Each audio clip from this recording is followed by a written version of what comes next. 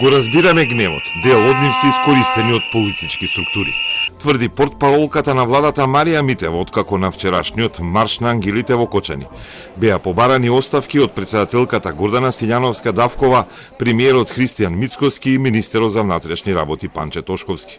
Таткото на загинатиот Ѓоко Георгиев ги искина писмата, кои по трагедијата му биле испратени од Водно и од Илинденска. Роднините го поддржаа неговото барање за оставки на тројца функционери поради неисполнети ветувања и истрага која не ги опфати актуелните полициски началници. На 16-ти, а месецот изберете го сами за оставка, порачаа од Кочани.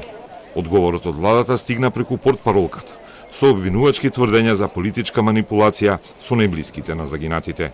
Можам да кажам дека во целост ја разбираме како влада нивната болка, тоа неколку пати досега сме го кажале, но од друга страна морам да кажам со жалење дека беа слушнати лични напади кои што пак политички структури имаат за цел да ги искористат во некоја политичка позадина.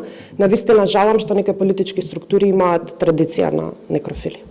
Но тврдењата на родителите на загинатите во пеколот во Пулс се сериозни.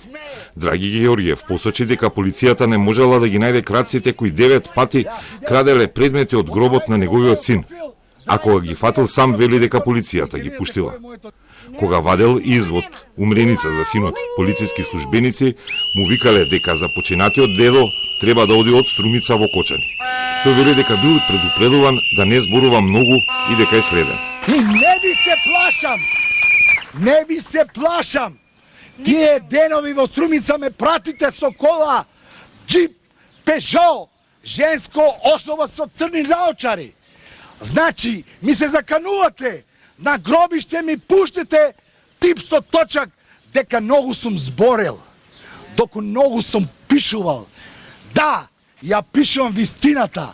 Дали не ви е грев? Вие денеска да дојдете овде со нас, да одеме, да запалиме свеќа на тие деца. Родителите и натаму се гневни и нема доверба во институциите откако истрагата ги помилува сите актуелни полициски началници и службеници од Кочани и Штип, кои биле на функција и на должност кобната ноќ на 16 март.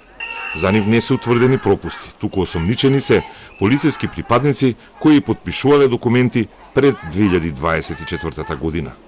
На сето тоа, родителите на вчерашниот марш на ангелите беа снимани од полициски службеници од станицата во Кочани, кога бурно реагираа. Ти да снимаш! Немаш право, јас ќе те пријавам тебе! Ти немаш право мене да ме снимаш!